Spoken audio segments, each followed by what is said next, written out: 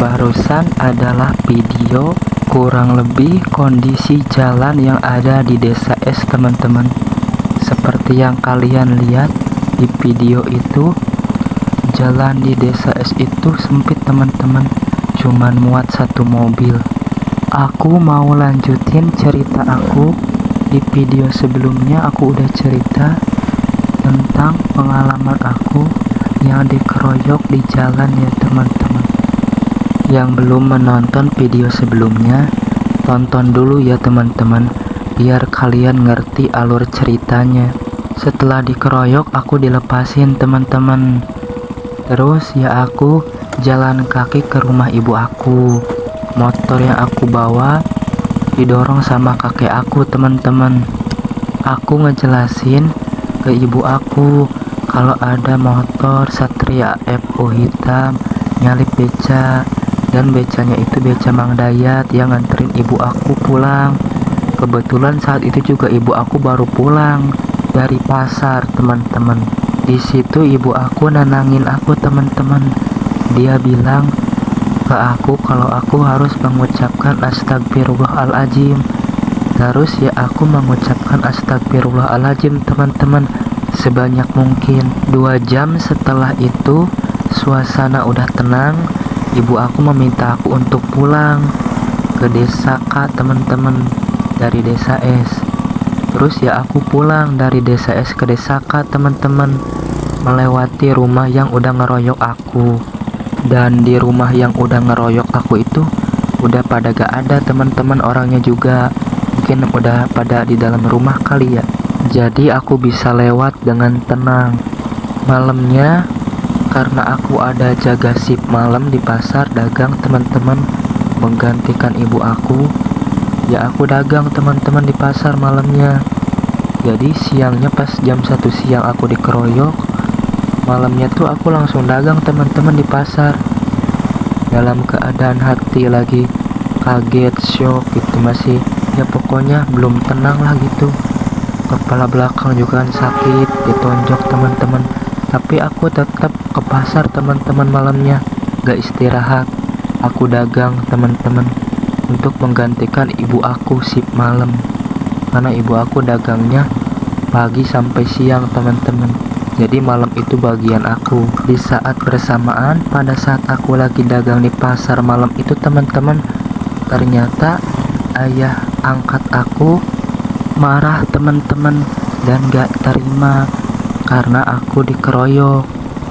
Ayah angkat aku nekat gebar-gebar motor di rumah orang yang udah ngeroyok aku, teman-teman, sebagai respon kalau dia gak terima aku dikeroyok. Terus si orang yang ngeroyok aku tuh juga gak terima, rumahnya digebar-gebar sama ayah aku.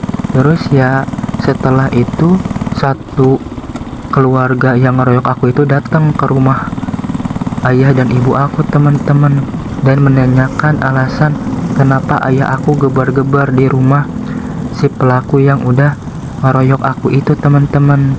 Karena di rumah aku udah mulai rame banyak orang, teman-teman, dan juga udah mulai gak kondusif suasananya.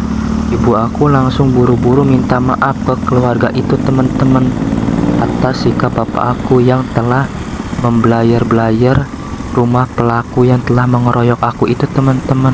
Aku tahu cerita ini dari ibu aku, teman-teman. Jadi ibu aku yang menceritakannya ke aku.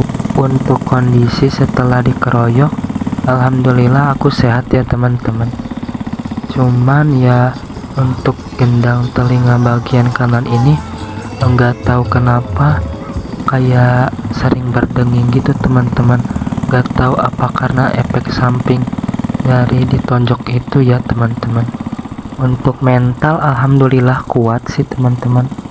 Enggak trauma sama kejadian itu dan masih tetap berkendara di jalan ya, teman-teman. Cuman sekarang lebih hati-hati. Dek, awas, jangan ngalangin. Ada anak kecil, teman-teman, hampir ketabrak.